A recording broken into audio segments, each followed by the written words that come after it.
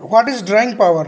Drawing power, that is DP, it is the limit up to which a firm or company can withdraw from the working capital limit sanctioned. ठीक है, तो DP क्या है? जो कि sanctioned limit से हम कुछ पैसा विड्रा कर सकते हैं, वो है DP. DP refers to the amount which is calculated on the basis of primary security less margin as on a particular date. इसके कैलकुलेशन के लिए क्या करेंगे? प्राइमरी सिक्योरिटी में मार्जिन को लेस कर देंगे एक निश्चित तिथि पर, तो DP निकल आएगी. DP is used for CC limit facility available from banks and financial institution. ये CC लिमिट के लिए यूज होती है. मोस्ट इंपॉर्टेंट पॉइंट क्या है? Difference between DP and sanctioned limit. DP is different from sanctioned limit because sanctioned limit is the total exposure that a bank can take on a particular client.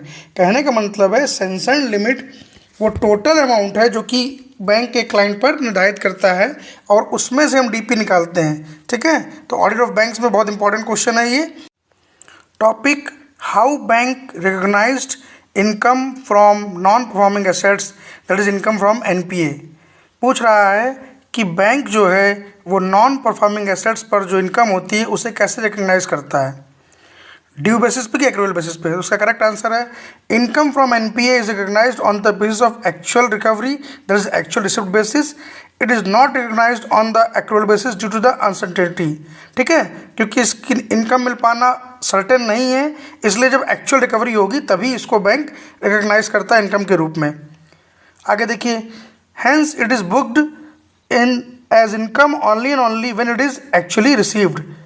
तो ध्यान रखेंगे, जब तक actually receive नहीं होगी, actual receipt नहीं है, तब तक इनकम फ्रॉम NPA रिकॉग्नाइज नहीं होती है. तो ये आपका सी एंटर में ऑडिट ऑफ बैंक्स में एक इंपॉर्टेंट क्वेश्चन है जो आपके एग्जाम में आ सकता है.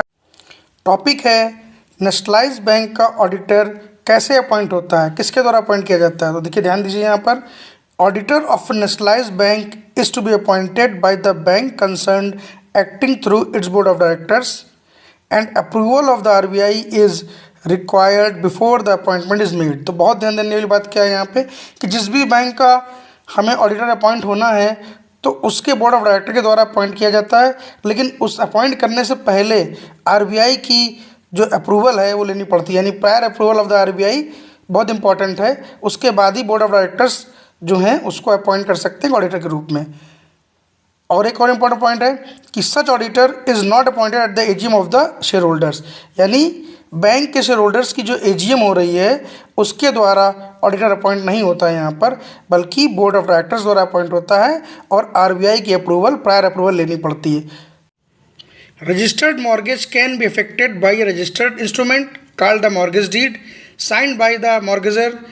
It registers the property to the mortgagee as a security. On the other hand, equitable mortgage is affected by a mere delivery of title of deeds or other documents of title with intent to create security thereof.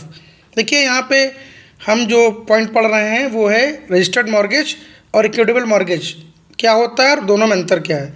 तो registered mortgage में सबसे बड़ी बात क्या है, इसके लिए हमें मॉर्गेज डीड जो है वो मॉर्गेजर साइन करेगा तब ये अफेक्ट करेगी, जबकि आपका जो इक्विटेबल मॉर्गेज है वो केवल मेरी डिलीवरी ऑफ टाइटल से ही अफेक्ट कर जाता है. ठीक है, तो ये आपका ऑडिट ऑफ बैंक्स चैप्टर में सी एंटर में ऑडिटिंग एंड एथिक्स में इंपॉर्टेंट पॉइंट है. सितंबर 2024 आपके एग्जाम के लिए इसको बहुत ध्यान से करिएगा. क्वेश्चन पूछ सकता है what is the difference between registered mortgage and equitable mortgage.